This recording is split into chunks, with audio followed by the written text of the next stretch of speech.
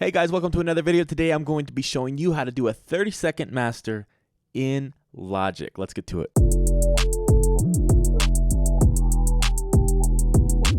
Okay, so I don't want to do a super long intro, so I'm just going to do the process and I'm going to show you how it's done afterwards. And I'm going to add in a bunch of other disclaimers and, well, ultimately get to the point that it's a 30-second master, not a professional actual mastering process that you should follow for all your tracks, but it's a good way to get started. Okay, so start the timer. Let's do it. Summer clothes, you should put them on. We could hit the road, no one has to know. We don't cross no lines, we can stay and stay.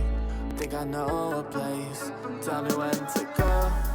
Summer clothes, you should put them on. I put mine on too. Think I know a place, way upstate, cabin on the lake. I don't wanna wait, but I'll wait for you.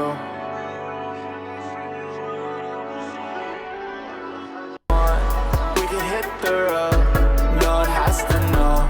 We don't cross no lines, we can stay and stay. Think I know a place, tell me when to go. Summer clothes, you should put them on. I put mine on too.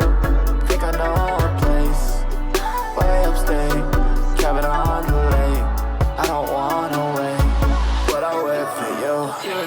You know it's just a fucking vibe, right? In my shit. Done. All right. So first things first, before I even show you or explain to you what I did, this is not a good mastering technique if you're looking to develop or become a mastering engineer.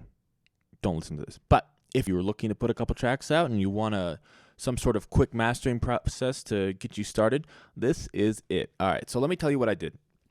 And I did things a little bit backwards here just because it would be quicker that way, but I will explain it to you. So first things first, this is the channel strip. There's three main components, right? There is EQ, there is limiting, and there's compression. And usually there's a couple different versions of each in a mastering chain. There might be some stereo width stuff as well and some saturation and enhancement, but we're not really getting into that. We're just doing the main three: limiting, compression, and EQ. So first things first that I like to start with is EQ. The way I think about EQ when it comes to mastering is cutting away anything that makes it not sound good, right? Don't add anything really when it comes to EQ. I do bump the bass just a touch here.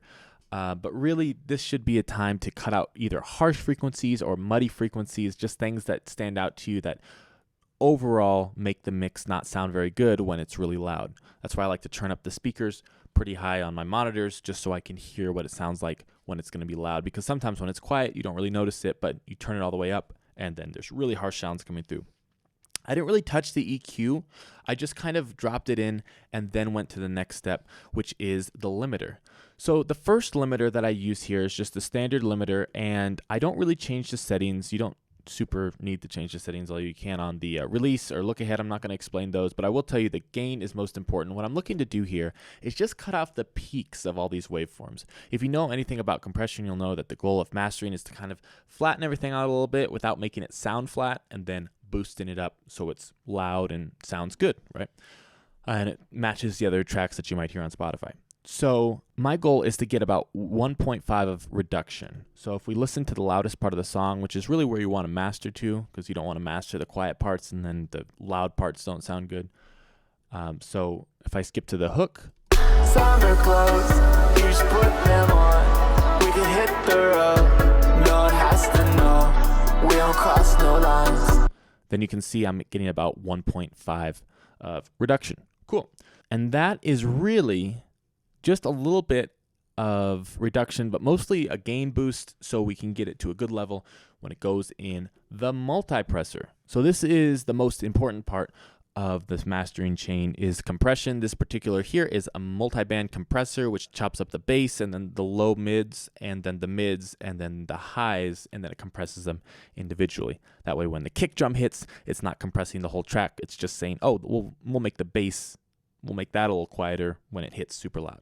I hope that makes sense. I'm not going to go super deep into the methodology. But what I like to do is load up the final hip hop compressor. For most genres, I imagine if you're watching this video, you're probably doing something like hip hop or pop. That tends to be the kind of music that I make, and that's what I'm making these videos for. But this can work on other genres as well. But this particular preset is the best preset that is stock in Logic's library, and that's why I use it. You really shouldn't be using presets when you're mastering, another disclaimer, but such as it is, if you're doing it in 30 seconds and you don't really know where to start, this is a good place. The hip hop compressor works a lot, and so it'll make your track quite a bit louder, which is probably a good thing when you're just starting out.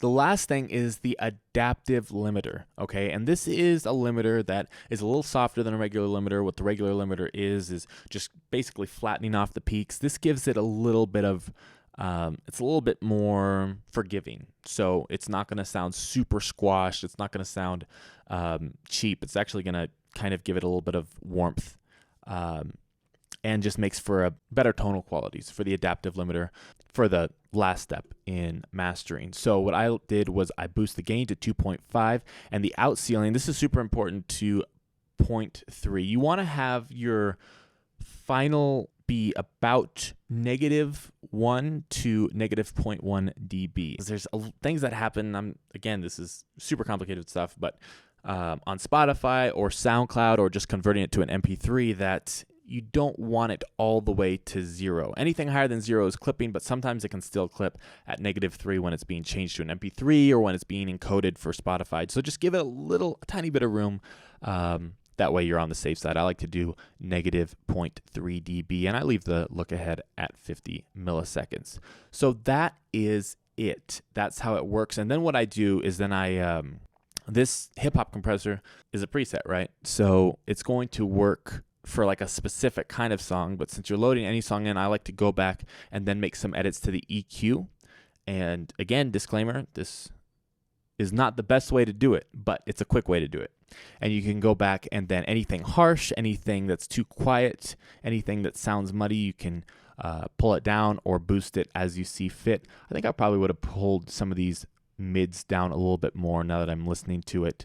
And so I actually have the master that I spent a good amount of time on for this release, and this is what it sounds like. Clothes, you just put them on. We can hit the road. Clothes, you just put them on. We can hit the road. No one has to know. That master that I just did is a little bit louder and a little bit more squashed, not as quality sounding, not as dynamic to my ears. So there you have it. To master your own song. Remember, this is just a place and a way to get started. The ideal thing you do is you learn all about EQ, you learn all about limiting, and most importantly, you learn how to correctly go through and use the multipressor, because that's really important to getting a great quality master. And so just throwing a preset on it is kind of blasphemy or heresy or whatever, but it's a good place to get started, especially if you don't know much about how all these tools work. So thank you so much for watching. Do you have any questions? Leave them in the comments. I'll try to get back to you. That's it for me. I'll see you next time. Except for your summer clothes, you just put them on. We can hit the road. No one has to know. We don't cross no lines. We can stay and stay. Think I know a place.